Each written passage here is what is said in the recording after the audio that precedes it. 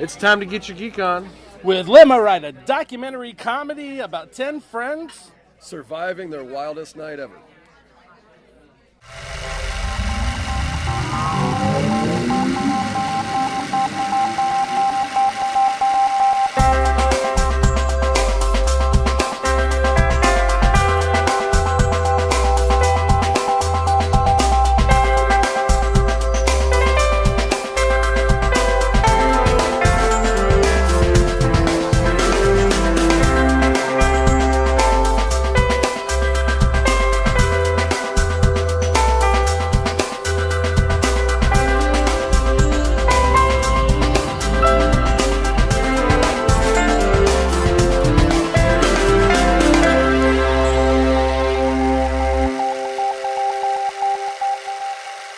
Hello again, Movie Geeks. I'm reporting here from the 2014 Atlanta Film Festival. We're in the patio of the great Java Lords, which is right next door to one of the venues of the festival, the Seven Stages venue.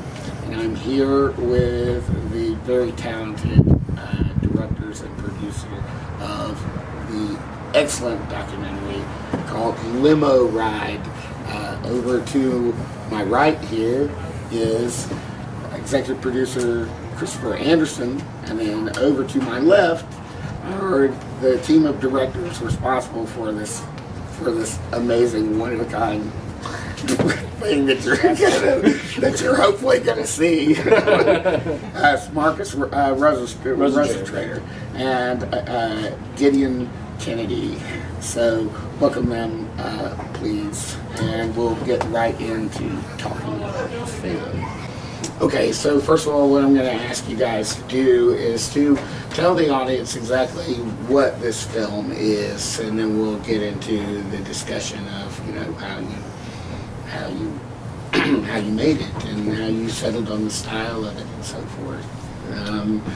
And go ahead and take it away. It's a documentary. We made a documentary comedy called LimoRide that chronicles one wild night, the wildest night in the lives of 10 friends. Mm-hmm. And within that, you hear the voices of the real guys that experienced this night over 10 years ago, while seeing a recreation of those events. Mm-hmm. Okay, so with that setup, I have to.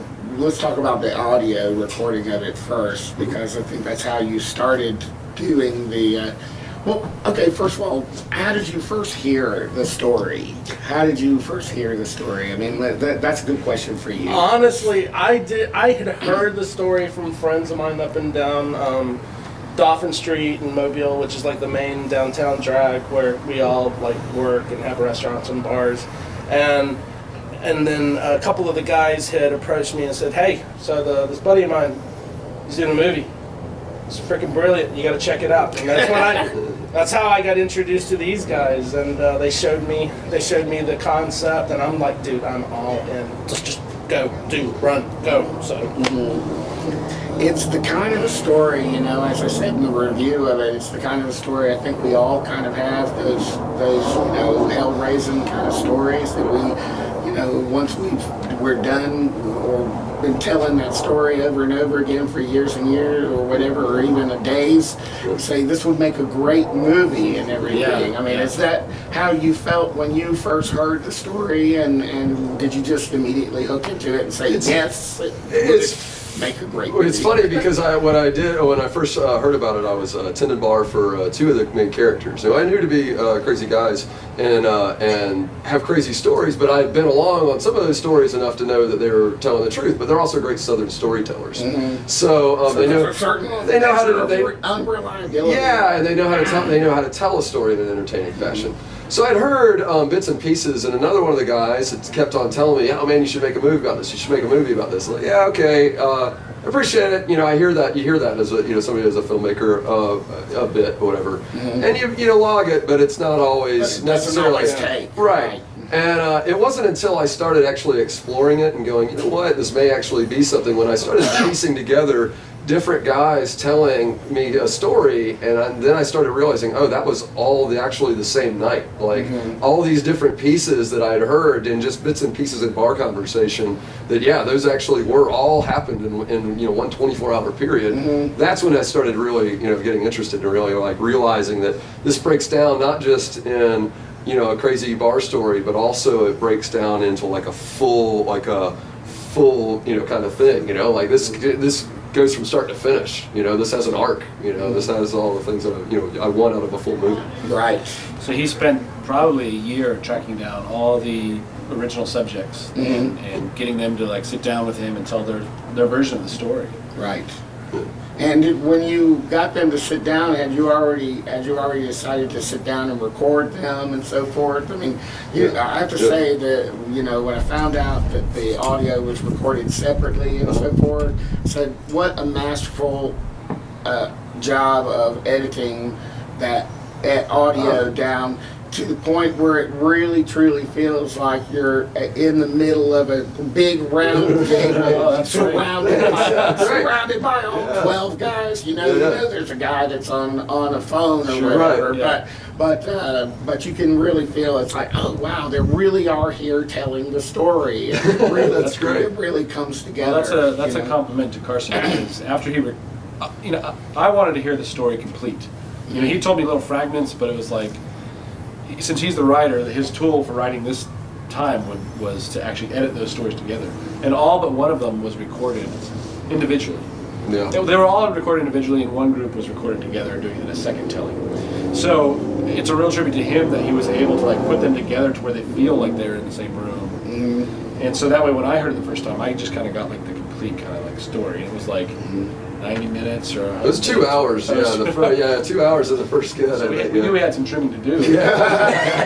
So let's talk about that. How, how did you decide, where did you decide to trim and so forth? I mean, is it something that you can... Well, we went from the 2 hour version. We knew that was too long. Yes. That's gonna be it's gonna be too long. It's a comedy. Comedy should be 90 minutes or less. That's to me. Yes. Unless you're somebody exceptional like Judd Apatow's. Or you're Lindsay Anderson doing Oh Lucky Man. Right. Exactly. 3 hours long. Yeah. Exactly. Fantastic film. But But if you're so hearing it, you want to have it fast paced, right? So we knew we took that 2 hour, got it down to like more than 90-minute range, and then that's when he and I started writing all of the visuals of that together. And then based on that, I storyboarded. He did an animatic of our storyboard, so we could figure out if it's going to play how we want it to play. And then after that, like even towards the end, we're Marcus is still editing the audio. So the audio now is different from what it originally started to be. Because you start saying, I don't need this. Yeah, I once you use a start line showing this. something, you don't need to have them say it anymore. Exactly right. So if you listen to the 2 hour version, it's great as a radio piece, but it's not going to work for the film because it's redundant information. Yes, and also I know that you must have come into kind of a thing where it might have entered into sort of a Rashomon thing where one person was saying one thing and the other thing, and there must have been sort of a temptation to dramatize both, but definitely, there was a lot of those decisions we had to make were either, okay, so do we go with this guy's version or that guy's version? Is there a medium that we can meet the two versions? Because then we get into the artistic license of play. Okay, so we know these roughly work out. Or do we have to choose either or can we do a blend of those two? And if we're choosing either or, what does that serve for our story, our version of the story, basically? Right. And one thing that we went to address in that we kind of came to is like we knew that if we just let this thing play straight, the first question would be like, did that really happen? Or so we needed to address their memory problems. Their lapse, right? Their alcohol addled, drug fueled memory. So degraded. So it kind of came to us that we need to find the points, at least where they're the most funny, where they disagree. We need to exploit those and say, like, yes, and that makes it more conversational too, and makes it a sense that also gives you that sense of like you're really there listening to the story told by all 10 of them, and they're not talking over each other and stuff like that, but all of that, but it's all. And we had considered doing a round table with all of them. And you it's knew that logistical nightmare. It's gonna blow up. Yeah, exactly. There's gonna be a fight. Exactly. Right. Exactly. No, there's no way you're gonna. Everybody's gonna want more. You know, is gonna like. Yeah, exactly. It was just like, and you know, audio line. Yeah, exactly. We're like, that'd be great, but that's never gonna work. Right, yeah. So. Okay, so then you get to the shooting of the film, and then you.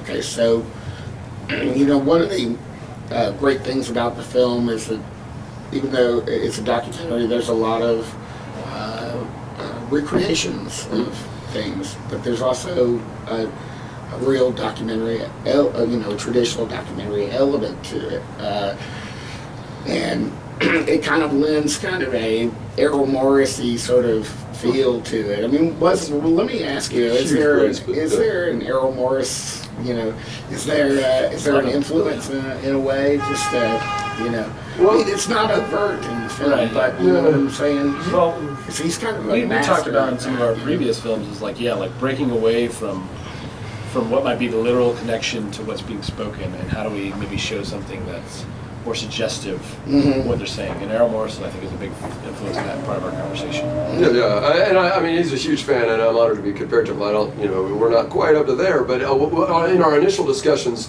we actually had a bunch of other more sort of outrageous ideas in which to incorporate that sort of element of like breaking the fourth wall, with like having some of them play themselves in certain key moments and things like that. The logistics of that become, you know, fairly problematic if you watch the story and know the guys, you know. So you know, one of them got to play himself, and everybody else we got to, you know, just time and everything else. The relatively rational ones. So the ones that you could rein in a certain way. The ones we don't have to actually tie down to a chair. So, but that being said, you know, yes, the influence is there. You know, it is, surely that's you know, it's a great hero in that he can do. He was breaking the mold of traditional like talking head documentary, and the reason we started out we never interviewed them with a camera. It was only audio interviews. That was a very smart choice. Is that we never wanted to have the option to fall back on that because. Yes.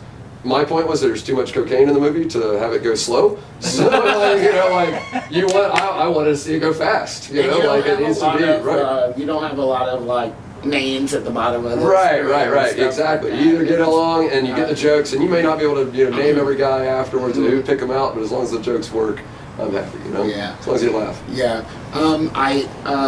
I also wanted to discuss the credit sequence. You know, this is just to get that in there for a little bit. It's got a great credit sequence, and a lot of, you know, I don't know, in indie movies, a lot of time you can't say that about them really. But the credit sequence is just when it.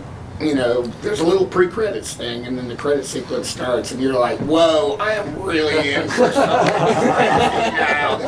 Now we're getting into crazy. Well, that was probably one of our like the first things we wanted, and it was the last thing that we finished. Exactly.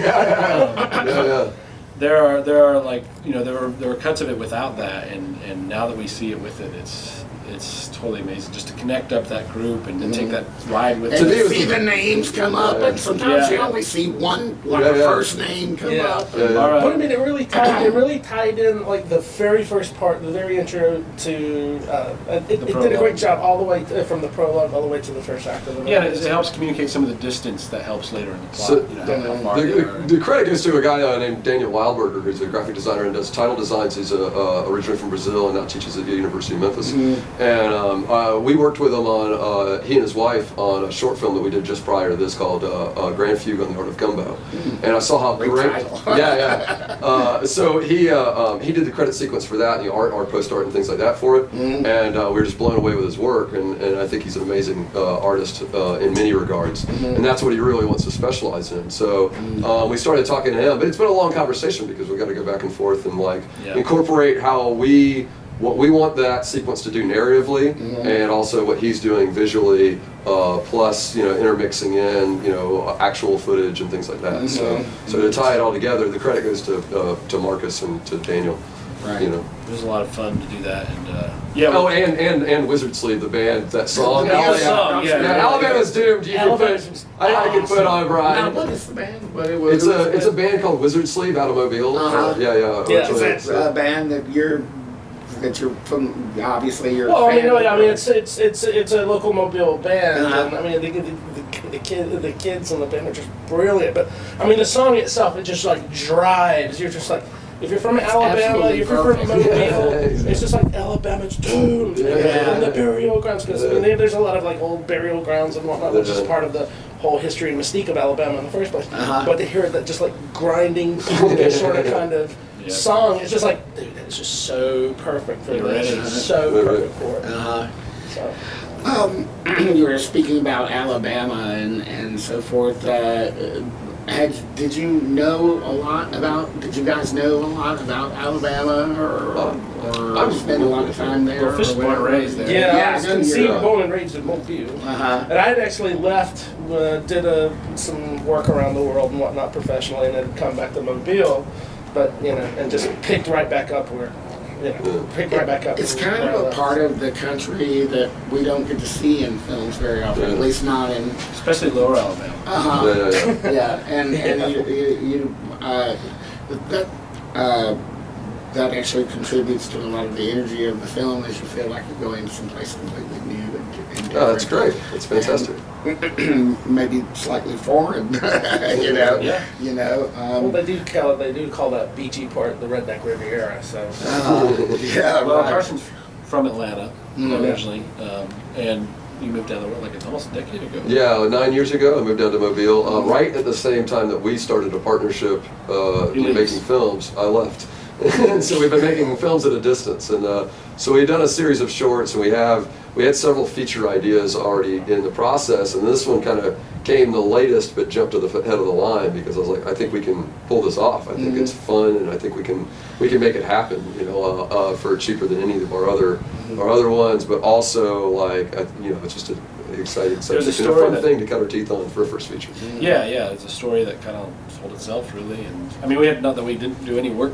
Yeah. We worked really hard, but being our first feature is like, this will be good to learn. You kind had a of lot things. of material to work with, and A lot of that support. Yeah, afforded huge amount you of to support. do a lot of great visual things. Yeah. To go to a lot of great visual places, Oh, thank you. Yeah, thanks. that a lot of indie movies don't have. Yeah.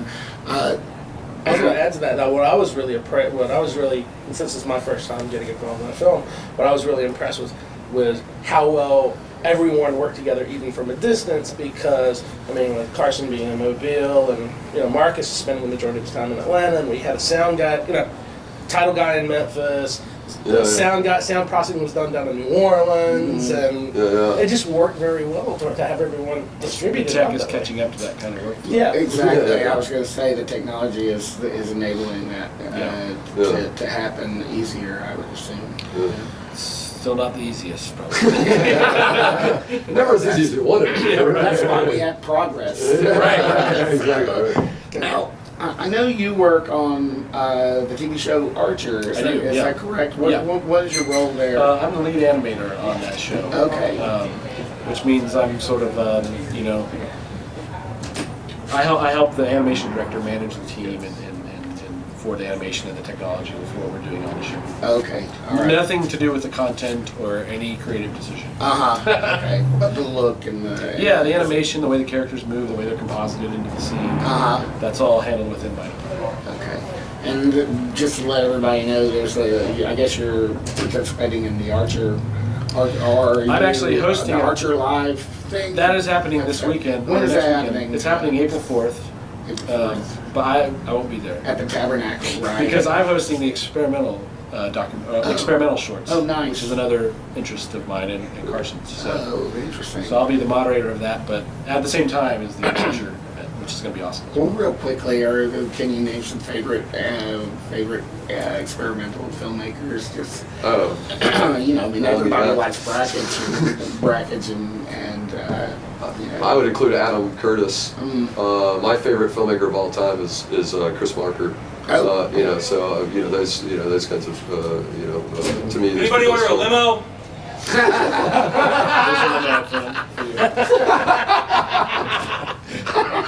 folks are out there waiting. We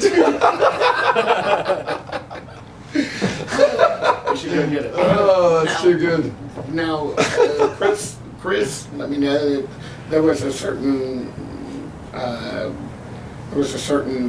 contingent of people who work on the Archer that kind of helped out on this film. Is that No. the case? Or no? No. Okay, all right. I'm misunderstood. I'm not perfect. I mean, in terms of support, and they've known about the story and telling me and all that, and we've interacted a lot, and they've taught me a lot about.